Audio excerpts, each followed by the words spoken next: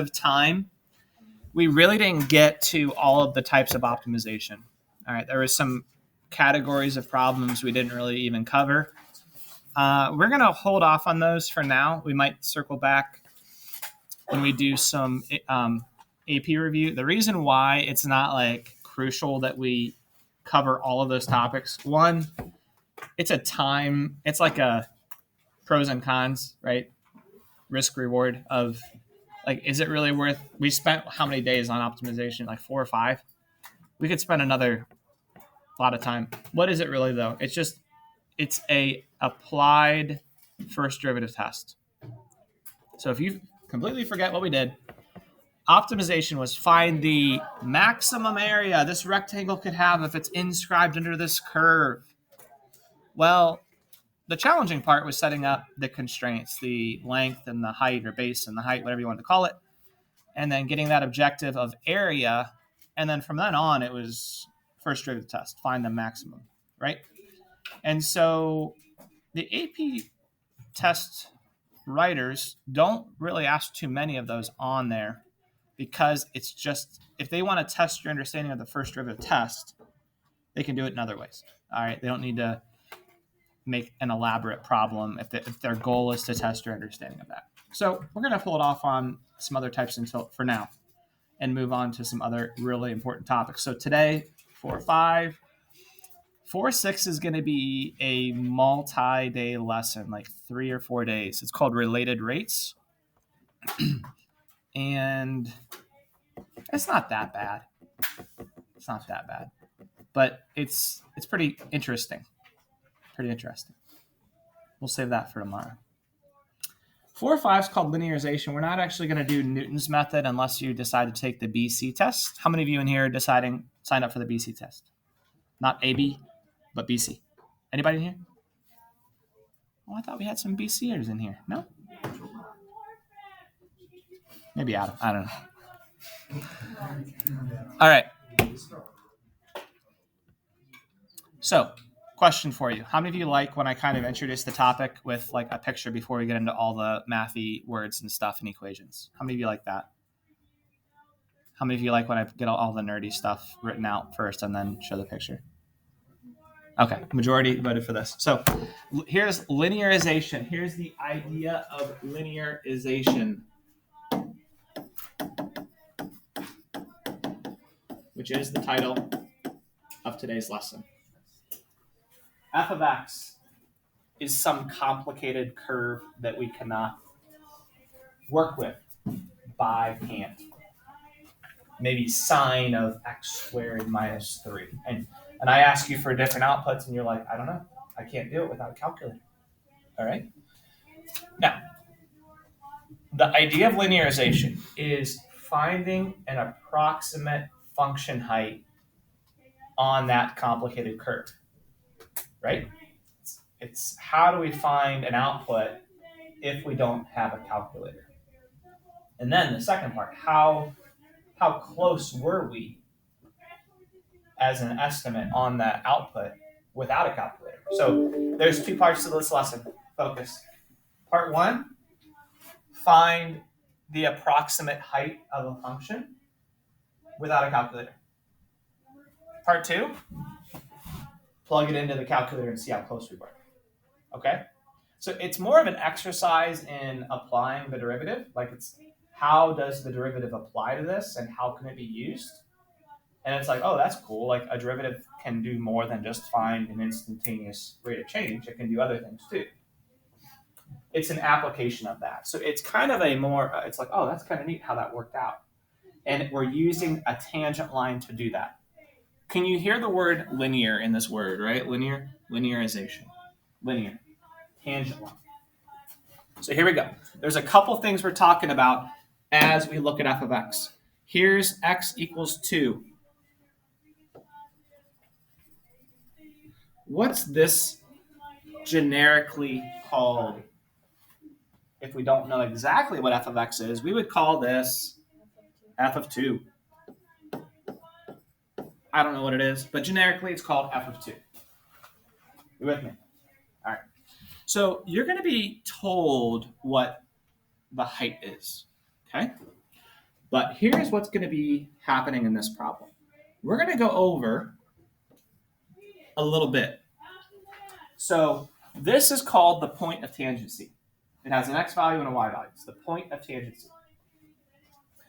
We're going to go over a little bit, maybe, and I don't know what a little bit is. They're telling us what is an appropriate little bit for this problem.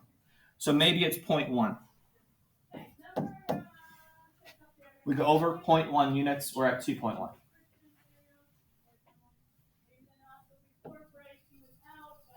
right, what's that? F of 2.1. Do you agree? Now, there's a second part to this problem. There is a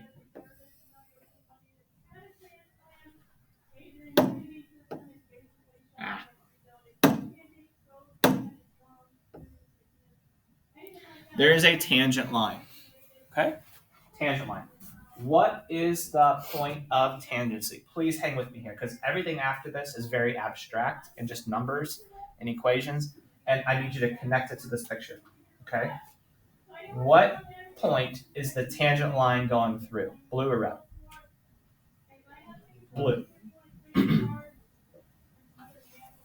And because we're close to the point of tangency, do you agree the black line probably doesn't go through the red point, but it's very close? Would you agree with that? Awesome. Here's the next component to this problem.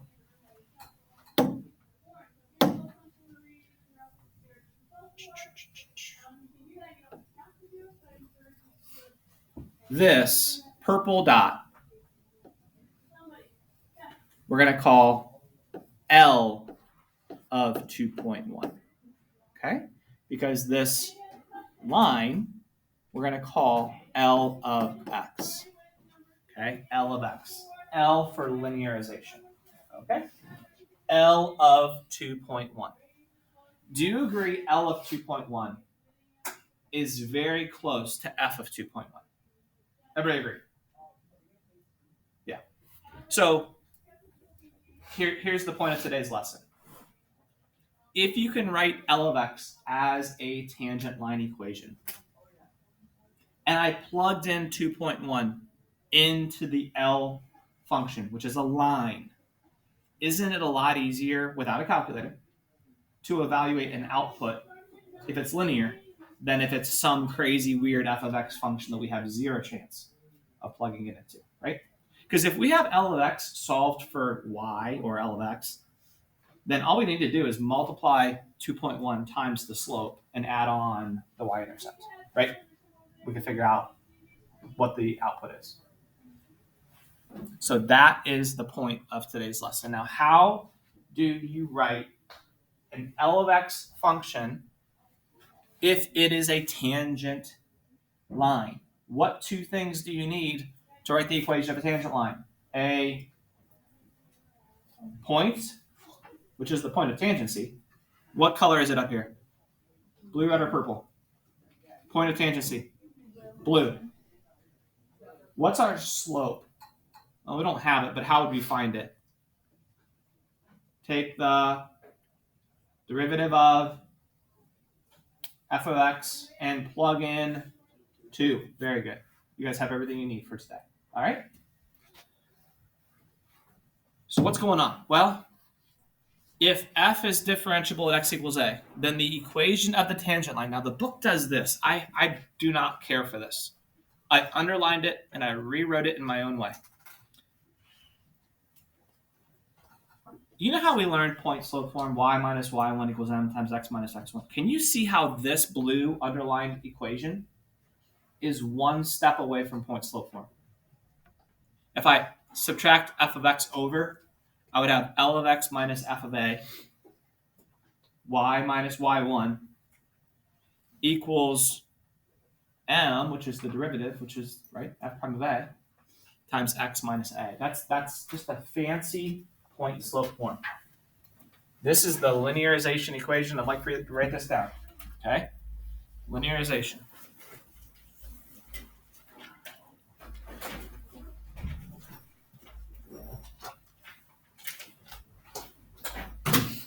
And I'm going to label some things for you real quick. If you get this down, you're in good shape. All right, those two together are the point of tangency. This is the derivative at x equals a. The derivative, the slope at x equals a.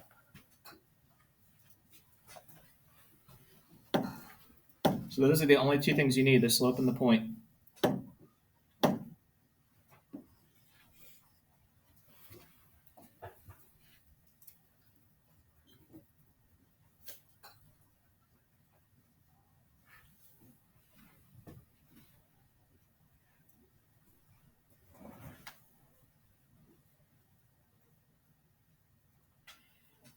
They're calling x equals a the center of the approximation. It's the point of tangency, okay?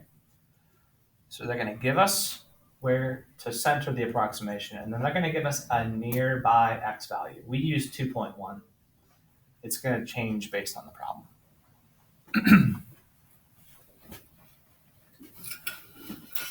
Cool. What's the cutoff? Like how far away from A can you be? I don't know.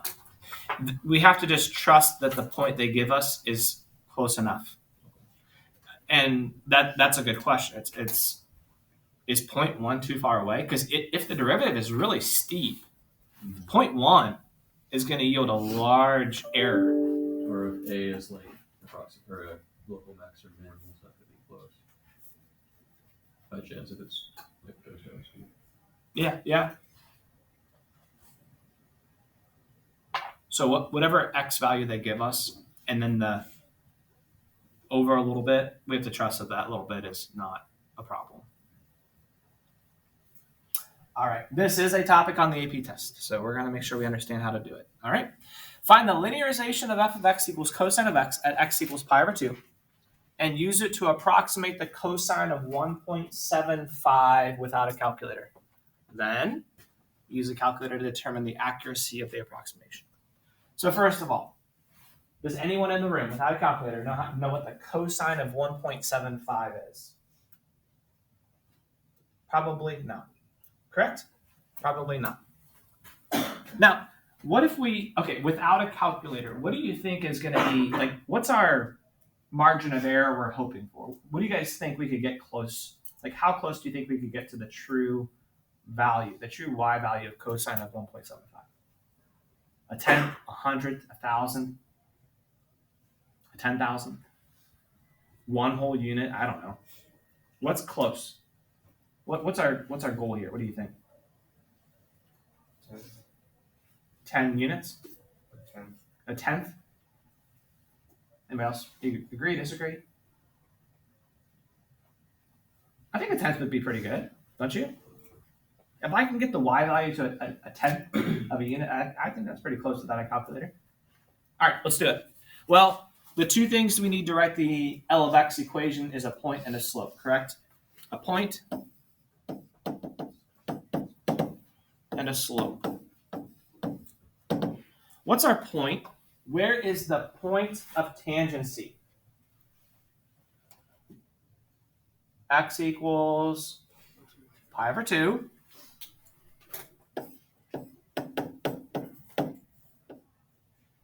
Do we know what the cosine of pi over 2 is?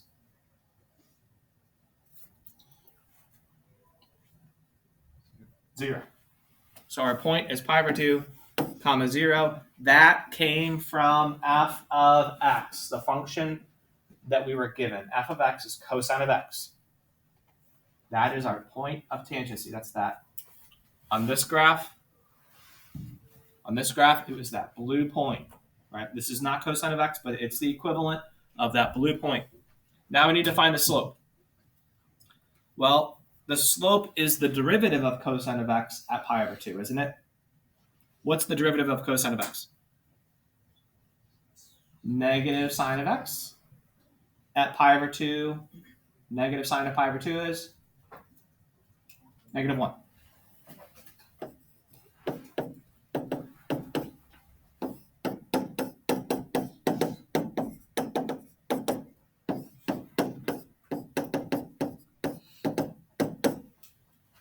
There's your slope. All right, now this first time I'm going to walk you through step by step. To write the equation of the tangent line, and you don't have to write this step if you don't want. We would do y minus y1 equals m times x minus x1. But this is the application of the tangent line, and it's called a linearization. So y turns into L of x.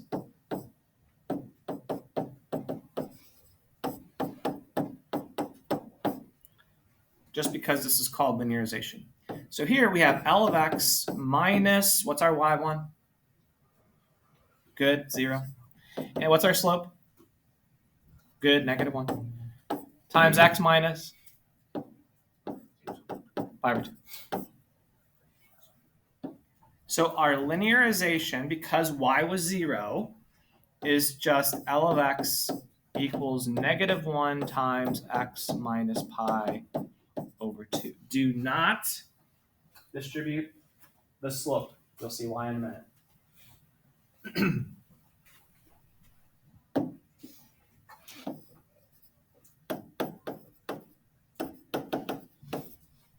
That's our tangent line. That goes through the point pi over 2 comma 0 and has a slope of -1. Everybody agree? Now, here we go. We have f of x. We have L of x. I don't know how to plug 1.75 into f of x. I don't know what the cosine of 1.75 is. But first of all, I guess the cold question, is 1.75 close to, what x value did we deal with? Pi over 2. What's pi over 2? Pi over 2 is half of 3.14. What's half of 3.14? 1.57. 1.57. Do you agree? Half of 3.14. Half of 314 is 157. Right? 1.57. Agree? Is 1.57 close to 1.75? They're telling us to use it, so we're just going to trust it, right? Would you rather plug in 1.75 into cosine of x or into a line? I'd rather plug it into a linear equation, wouldn't you? So here we go. Our goal is to find L of 1.75, knowing it is close to f of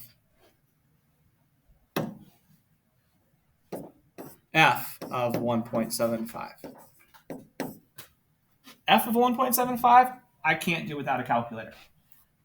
L of 1.75, I can do without a calculator. Bless you. Here we go. L of 1.75 is -1 times, what goes in for x? 1.75 minus pi over 2. Now, this is a weird problem because it used gradients. A lot of times they'll just give us decimals. All right. So what was pi over 2 again as a decimal? 1.57. What's 1.75 minus 1.57? 0.18 times -1.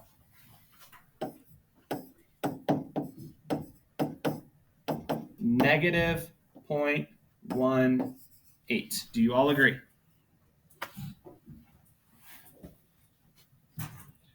What does that mean? That means here's this curve, cosine of x. I drew in a tangent line. Here, ready? Watch up here while this is loading. All right. Point of tangency. I go over. How many units did I go over from the point of tangency? 0.18, right? You agree? I went over horizontally 0.18. But because the slope was 1 or negative 1, I also went down 0.18. With me? With me? So I'm on the tangent line. I'm not on the curve. But because they must be so close to each other, I'm going to use that y value and say it's close enough. It's got to be close to the function at 1.75. All right. It'll make more sense with the picture. So here we go. Moment of truth. Graphs. We're going to graph cosine of x.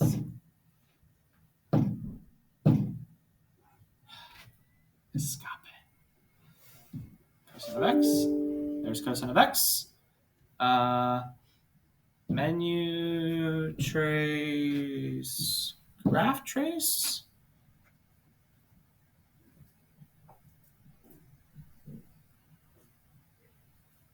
All right, now remember, once you do menu trace, graph trace, if you type in an x value, it will spit out a y value.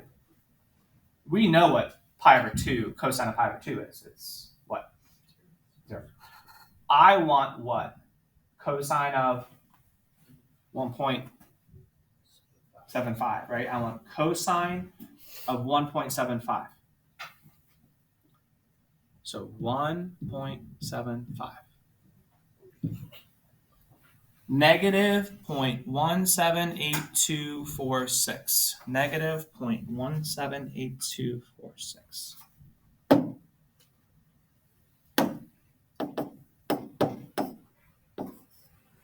What did I say? 72846? 78. Thank you. 1.7. Oh, come on. Thank you, little eraser. 78246. That, what should we call that? Was that on the line or on the curve? Curve. So it's f of what? 1.75. This is the true y value with a calculator. L of 1.75 was our mental math y value without a calculator, right? So how close are we? How close? Cole? About 2,000. 2000s. Did you think we could get that close? Without a calculator? That's pretty good, right? All right. So here's what's happening. I think I'm a very visual person. Here's what's actually happening, okay? The blue curve is cosine of x. At pi over 2 comma 0, we had our point of tangency, right? 1.57. We went over to 1.75. All right, I need you all to look. This red line, we really can't even see it. I mean, you can't even see it because it goes behind the blue curve, but there it is. If I go over to 1.75 and I'm asked to find the output on the blue curve, I would need a calculator. On the red line, we actually plugged it into the linearization equation, and it was negative. We got negative 0.18. That was our best estimate we could come up with. That was a mental math estimate. The true blue value was negative 0.178246. Do you agree? Now watch up here. How far off were we is the vertical, it's the vertical difference of those two values. That's our error. Do you agree with that?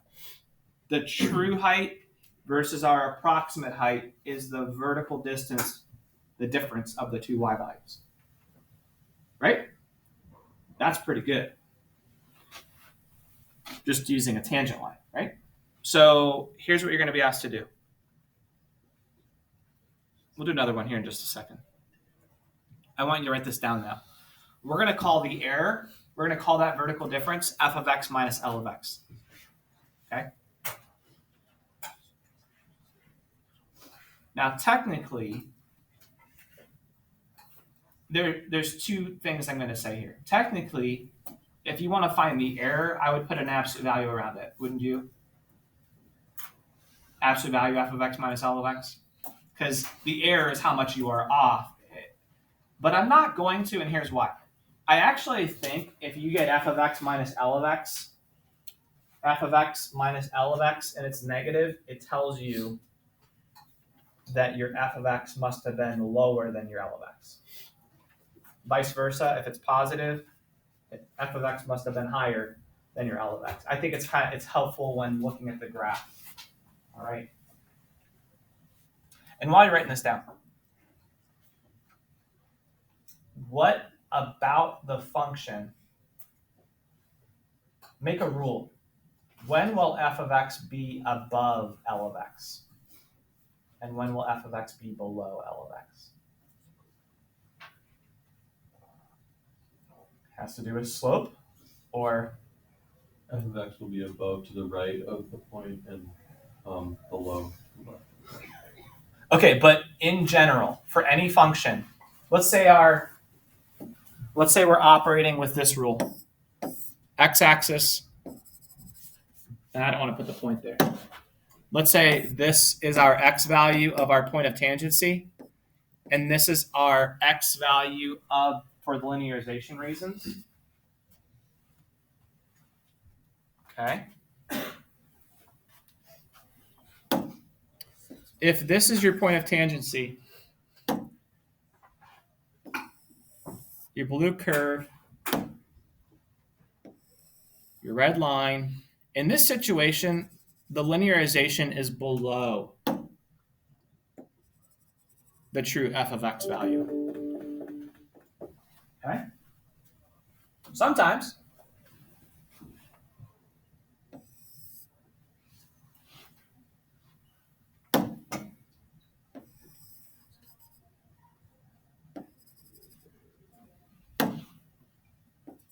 it will change.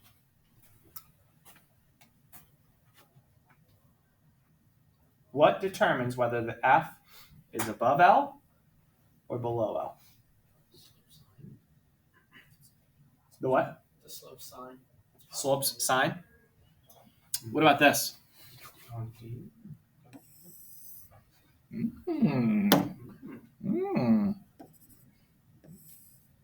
Oops, I didn't mean to do that. You saw nothing.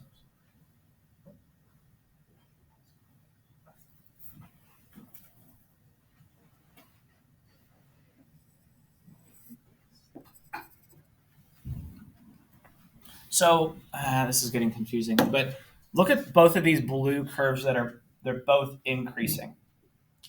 This one and this one. Can you see it? Increasing. I told it to do blue. Didn't listen. Increasing. I said blue. Increasing. Increasing. The one that's going like that, though, the red linearization was above the blue curve. This one, red linearization was below the blue curve, but they're both increasing. Both of them have positive derivatives. So I heard someone in this area say concavity of f, right? And make it real simple. Ready? A line is increasing at a constant rate. If your function is increasing at an increasing rate, isn't it pulling away from the line? And if it's increasing at a decreasing rate, isn't it pulling away but under? Like it's curving down away from it? Do you agree? That will make it go lower than the line or above the line. It's the concavity of the function that determines that. All right, let's do another example. Find the linearization of f of x equals the square root of x plus 1 at x equals 0, and use it to approximate the square root of 1.02 without a calculator.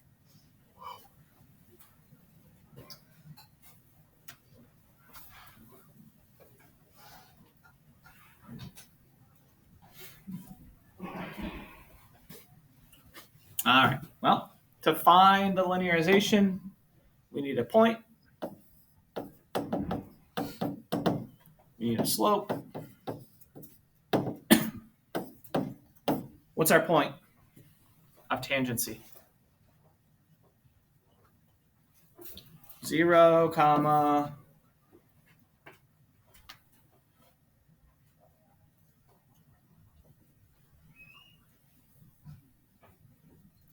we're on a slight delay today, aren't we? You okay? Tough to get back into Calc? What's the y value? Square root of 1, which is 1. What's the slope? Well, to get the slope, we need to find f prime of x. And then we're going to plug in 0. What's the derivative of the square root of 1 plus x? Well, it's the chain rule, 1/2, leave the inside alone. Subtract 1 from the exponent, times the derivative of the inside, which is just 1 in this case. So our derivative is 1 over 2 radical 1 plus x. And we plug in 0 to that. What do we get? Good, 1/2.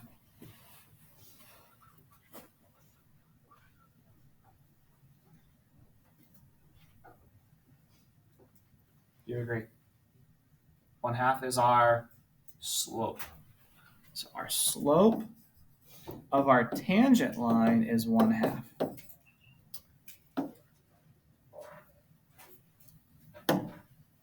And our tangent line we call L of x in this problem. So L of x minus 1, y minus y1 equals m times x minus x1.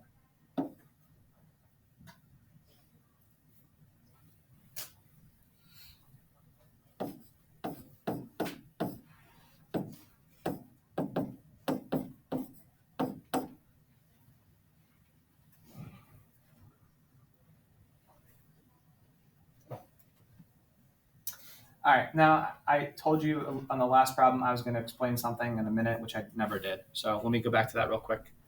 Do you see why sometimes it makes sense to not distribute this -1 through? Because what are you going to do?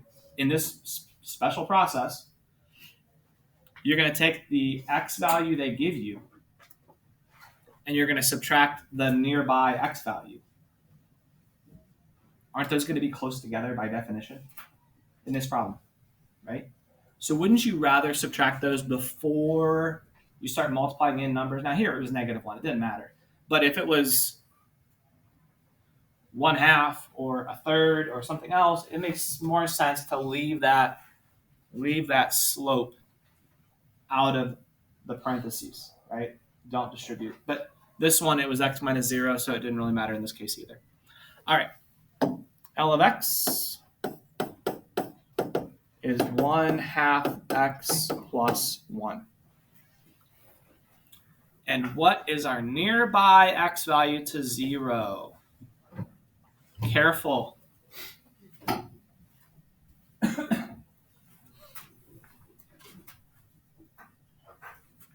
What x value are we plugging in to the L of x function?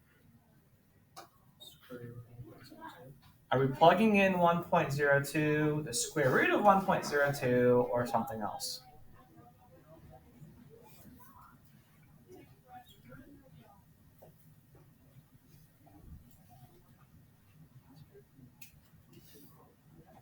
Hmm? 0.02? Where'd you get that from? Well, it's 1 plus x. So. Ah, we want the x, don't we? The equation is 1 plus x. And 1 plus 0.02 is 1.02. So x must have been 0.02. Do you agree? Like back here, this last problem wasn't an issue, right? They told us it's cosine of x and find the cosine of 1.75. It looks like they plugged in 1.75 in for x. Do you agree? They took care of it for us. But here, they want us to find the square root of 1.02, but there's already a 1 inside the function. 1 plus x. X must have been 0.02. So we're actually plugging in 0.02 in for x. What's another way to read 0.02? 2 hundredths. 2 hundredths, yes? Or 1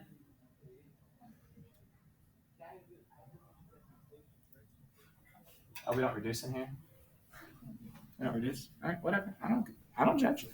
All right, 1/2 times, you could just do it this way. I can see we're a decimal class, it's fine. What's half of 0.02?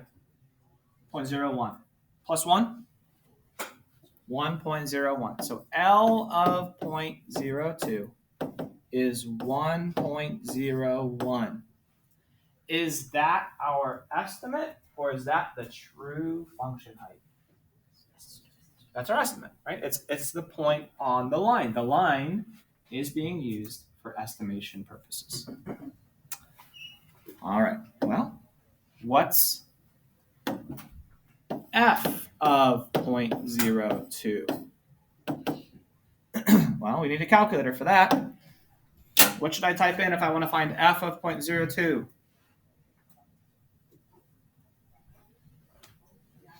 Square root of?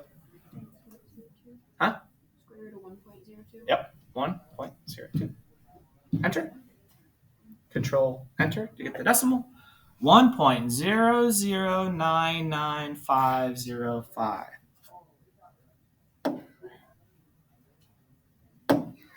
1.0099. Did I say 05? 505. I can't number today. My days are numbered, but 1.0099 505. And I'm going to be a little more accurate here in the new year. That's not technically equal, is it? It's rounded. It's approximately equal to. Approximately equal to. Now, I'm actually going to find the error in this problem since we wrote the notes. We took the notes on how to find the error. The error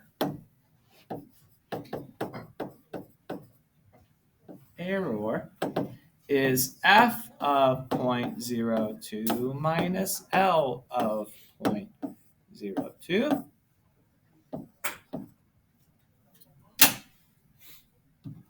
So in the calculator, I would actually take that number and I would hit subtract. And our approximation was 1.01, wasn't it?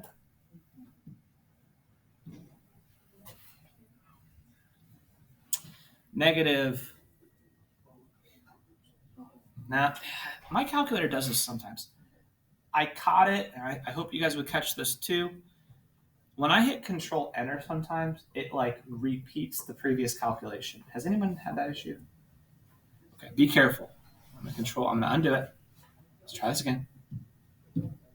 I don't like you.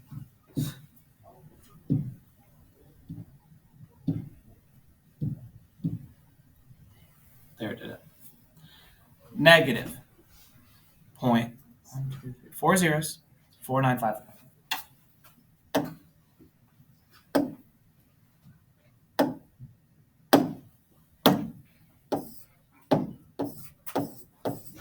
And of course I forget it. 4951. Man, is that close. And it was negative. It was negative, which meant if I did f minus L and it's negative, it meant that f was below L, right? That's helpful, I think. It's helpful in this case. Which makes sense. What does a square root function look like? Does it look like that? And isn't your L gonna look like that? Doesn't it make sense that your f is curving down away from your L? Yeah. Questions on that? Not that hard, is it? You take a derivative, plug in a point, get your tangent line. And here's the actual picture. Our point of tangency was at 0. We went a little bit to the right, and we could see that it's kind of pulling away. Beautiful, beautiful. All right, we're not doing Newton's method. That is a BC topic. If you want to look through it for fun, you're welcome to. Last thing we're going to talk about today, and I'm just going to touch on it. We'll talk more about it later on. It's called a differential.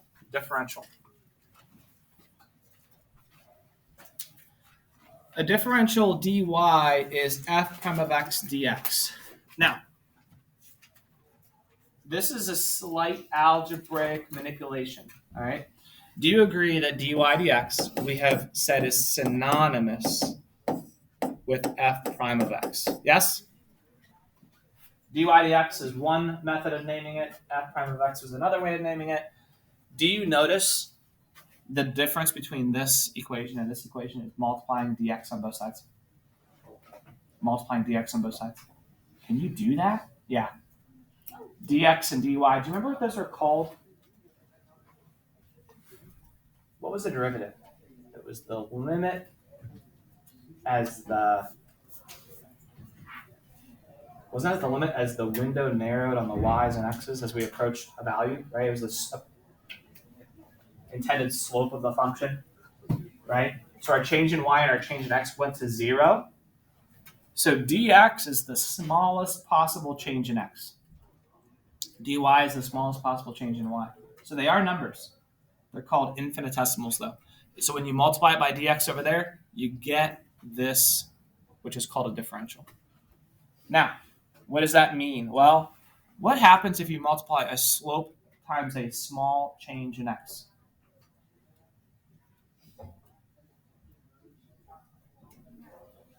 Let's make an application. Ready? Oh, go ahead, Tom. You get the difference. Yeah, you get the small change in y, don't you? Think about it. You're driving down the highway. You're going 60 miles per hour. That's your rate of change. And you have a small change in time. If you take your rate times your small change in time, aren't you going to get your small change in distance? Make sense? That's all you're finding. Okay? And it has to do with what we're talking about today. In that, if you go over dx, our dx was like 0.1. Right? How far did you go over? 0.1 or 0.18. If you go over dx and you have your slope, which came from the derivative, you can find your dy, right? Which, remember, it was the vertical difference. Okay? So you have a couple things that we're going to look at. We're going to run out of time right now, but you have your change on the actual estimate line, which is your delta L. It's the slope times the difference. But then you also have this other change, which is from this y value of the tangent point up to the actual output on what the curve should have been, right? The f of x value. But that didn't come from the derivative. It came from just the difference in those values, okay?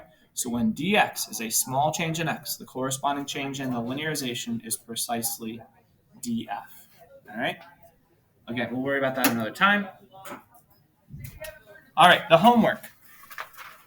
You're actually going to have to go back. There's a couple problems from the book. Page 242, numbers 3 and 4. But do you guys remember the optimization worksheet that I gave you that had some circled problems on it, I think? And there was a back, and it had 2 problems. It was linearization. Do you remember that? I better post that. I'll post it on today's date right here. Okay. You should have it. It was optimization problems on the front, linearization on the back. So there's going to be 4 problems for homework, the 2 from the book and then the 2 from that worksheet.